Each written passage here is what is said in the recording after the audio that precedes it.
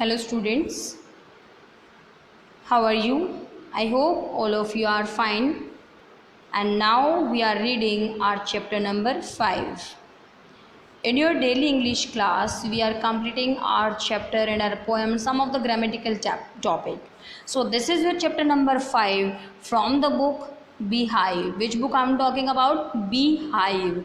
This is the 4th chapter of your book Beehive. Earlier to that, we have completed poem number 5.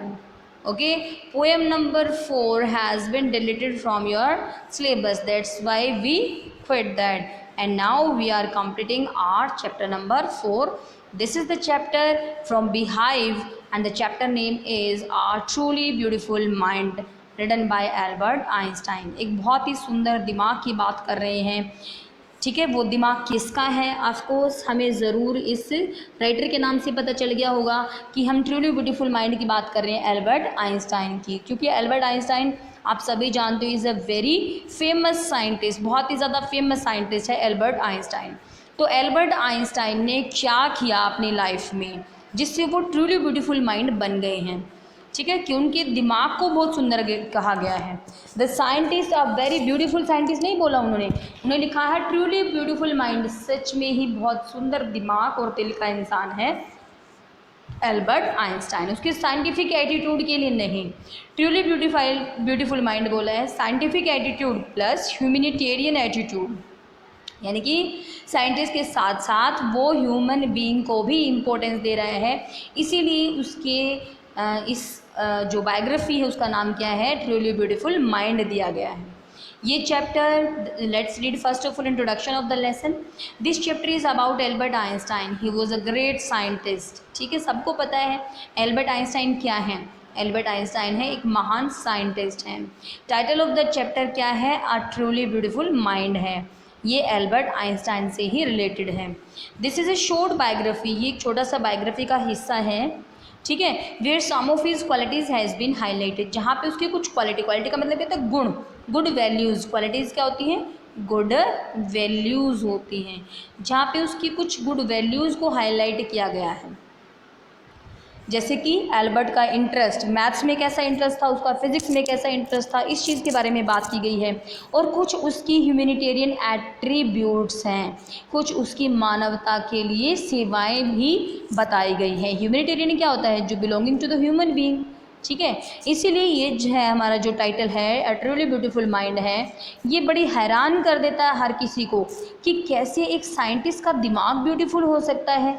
Scientist का दिमाग तो genius होता है, intelligent होता है, लेकिन ब्यूटीफुल कैसे है? क्यों? क्योंकि इस लेसन में हम पढ़ेंगे दूसरे एस्पेक्ट एल्बर्ट आइंस्टाइन के. एस्पेक्ट का मतलब दूसरे पहलू पढ़ेंगे, दूसरे नज़रिए से पढ़ेंगे हम एल्बर्ट आइंस्टाइन के बारे में कि वो एक साइंटिस्ट होने के नाते, इंटेलिजेंट साइंटिस्ट होने के नाते क्या है, साथ में he was also a humanitarian भी है, मतलब वो मानवता का रखवाला भी है. उसने क्या किया? इंसानों के भले के लिए एडवोकेटेड का मतलब उसने हेल्प किया है. उसने क्या किया है?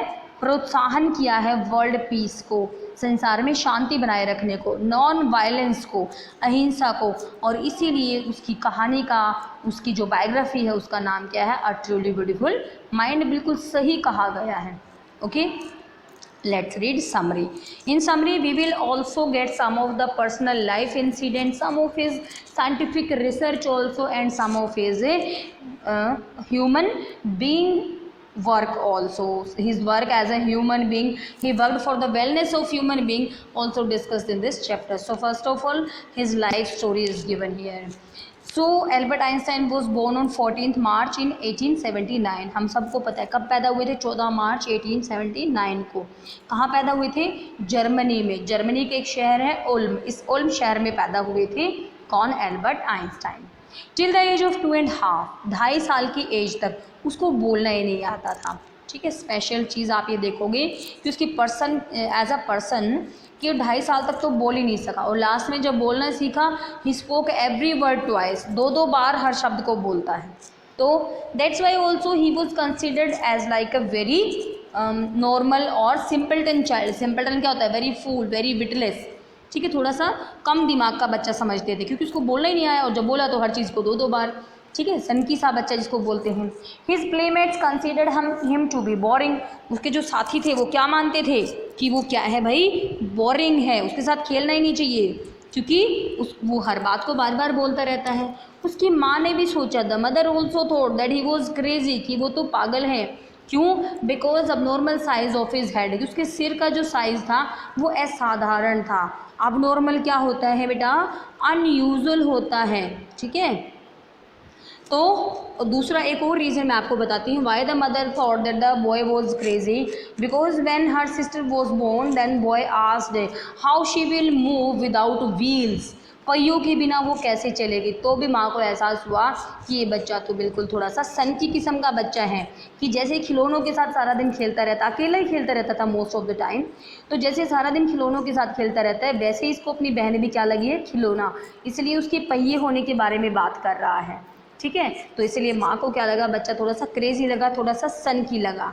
लेकिन जब बाद में स्कूल में गया है तो स्कूल में भी his headmaster regarded him as stupid and good for nothing, तो उसके हेडमास्टर भी उसको मूर्ख बोलते हैं, उसको क्या कहते हैं, तुम कुछ नहीं कर सकते। और क्यों ऐसा बोलते हैं ये, because beta he didn't like subject SST, not only SST but he didn't like the subjects where he has to make the rote learning, where he has to cram the things, मतलब जहाँ पे चीज़ों को रटना होता था वो इसको बिल्कुल पसंद नहीं था, ठीक है। तो जब भी SST की क्लास होती थी, I am just telling you the incident why is called stupid, teacher उसको, हेडमास्टर उसको जो है ना स्टूपिड क्यों बोलता है, इसका इंसिडेंट मैं आपको एक बार एक्सप्लेन कर रही हूँ। Although it has not given here, तो आप ज़रा ध्यान से सुनेंगे कि the teacher whenever the teacher asked him any question, he is very straightforward manner told him that he is not interested in learning the dates, in learning history, बिल्कुल सीधा खड़ा होकर बोलता था, उसको कोई इंटरेस्ट नहीं है। then the teacher at once got very angry and asked him then what he want to learn, then he always told them that he want to learn the things which demanded analysis, which demanded experiment. In this way, this is the daily matter of negotiating with the teachers that they were asking, and he is denying, he is totally disobeying his teachers, not disobeying but telling them very politely what is good and what is wrong. But teachers didn't like this attitude of him and always complained to the headmaster regarding his behavior. So the headmaster one day got very irritated and asked him that he is a very stupid student, told him that you are a very stupid student and nothing could be done for him, and that's why he wanted the student should be rusticated from the school. इसीलिए चाहता था कि वो student school से रेस्टिगेट हो जाए, कौन, headmaster, क्योंकि ना तो टीचर से बनती, रोज़ क्लास में लगता कि हंगामा हो रहा है, तो इसीलिए। Okay, but he prove them all wrong, सबको उसने प्रूव कर दिया गलत। कैसे? अपने साइंटिफिक इन्वेंशन से। जब वो 6 साल का हो गया, हम बात कर रहे हैं 6 साल की, तो उसकी माँ ने उसको इंसिस्ट किया। इंसिस्ट का मतलब क्या होता है बेटा? कंपेल करना। कंपेल का मतलब क्या होता है? हाँ, कंपेल का मतलब होता है मजबूर करना, ठीक है। उसकी माँ के कहने पे उसने वॉयलिन बजाना सीखा और क्या बन गया? गिफ्टेड वॉयलिनिस्ट बन गया है, एक जाना माना वॉयलिनिस्ट बन गया है। At the age of 15 his family move to Munich, 15 साल की एज में परिवार कहाँ चला गया? मुनीक में चला गया। लेकिन उसको मुनीक नामक जगह बिल्कुल भी कंफर्टेबल नहीं लगी। क्यों? Because there in the school so much discipline is there and he don't want that unnecessary discipline should be imposed on the student. All were very strict there, that's why he didn't like it and he left the school. On completing his schooling, जब school पूरा हो गया तो उसने किसको join किया? He joined university at Zurich, तो Zurich नामक जगह पे उसने अपनी यूनिवर्सिटी को ज्वाइन कर लिया। क्या प्रेफरेंस थी, क्यों उसने जूरिक को ज्वाइन किया? Because the atmosphere there was more liberal and accepted, क्योंकि वहाँ का जो एटमॉस्फेयर था वो ज़्यादा लिबरल था। लिबरल का मतलब ज़्यादा फ्री था, ज़्यादा स्वतंत्र था, और वहाँ पे नए आइडियाज़ को, नए कॉन्सेप्ट को भी माना जाता था, ठीक है। He showed more interest in physics, उसका ज़्यादा इंटरेस्ट किस में था? फिजिक्स और मैथ्स में। ही हेटेड हिस्ट्री, ठीक है। हिस्ट्री, SST, वो सब्जेक्ट जिनमें केवल रोट लर्निंग होती है वो उनसे हेट करता था। उसको फिजिक्स, मैथमेटिक्स में बहुत ज़्यादा क्या था? इंटरेस्ट था। अब आप कहोगे कि मैम जब उसको स्कूल से निकाल दिया गया तो क्या कोई भी नहीं था जो ये कहे कि हाँ वो कुछ बच्चा ठीक है? एक्चुअली बेटा उसके mathematics teachers recommended him to read further. Why? Because they know it very well that he was a brilliant boy. Actually he completed all the mathematics which were taught in the classroom. Earlier he had completed all those things, so that's why he was recommended by his mathematics teachers. He met a fellow student. या अब आगे की बात है कि उसे अपना एक अपनी एक फ्रेंड मिली, एक फेलो स्टूडेंट मिली जिसका नाम था मिलेवा मैरिक यूनिवर्सिटी में उसको मिली है। She was equally intelligent and clever, उसी की तरह इंटेलिजेंट है, साइंटिफिक एटीट्यूड रखने वाली है, इसीलिए दोनों की शादी हो चुकी है एंड दे हैड 2 sons, 2 बेटे भी हुए। लेकिन दुर्भाग्य की बात ये है their marriage could not survive much more and they were divorced in 1919 में उनका डिवोर्स भी हो चुका है। ठीक है। लेटर ऑन जब उसकी एजुकेशन पूरी हो गई, Albert worked as a technical expert in the patent office at Bern. जब एजुकेशन पूरी होगी तो कुछ काम करने की ज़रूरत थी, तो सबसे पहले उसने एज ए टेक्निकल एक्सपर्ट किसी पेटेंट ऑफिस में काम करना शुरू कर दिया।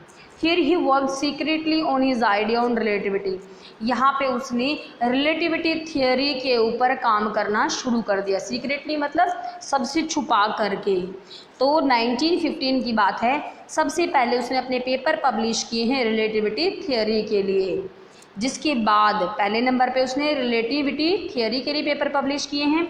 दूसरी बार बड़ी वर्ल्ड फेमस इक्वेशन दी है दुनिया को। वो इक्वेशन कौन सी थी? A = mc2। सो इन 1915 उसी साल की बात है, उसने अपने पेपर पब्लिश कराए हैं जनरल थियोरी ऑफ रिलेटिविटी पे, जिससे उसको क्या मिला है? एब्सोल्युटली न्यू डेफिनेशन मिली है कॉन्सेप्ट ऑफ ग्रेविटी को। ठीक है, जो कि रिलेटिविटी का सीधा संबंध किससे? ग्रेविशनल पावर से है।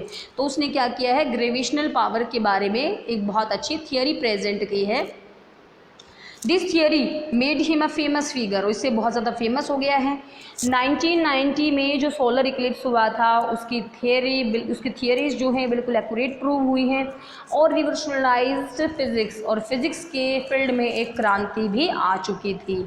इसीलिए 1933 को वो US से चले गए। क्यों? क्योंकि जर्मनी में नाजी लोग आ चुके थे अब, और वो नाजी लोग जितने भी जैविश पीपल थे उन सबको पनिश कर रहे थे। ठीक है।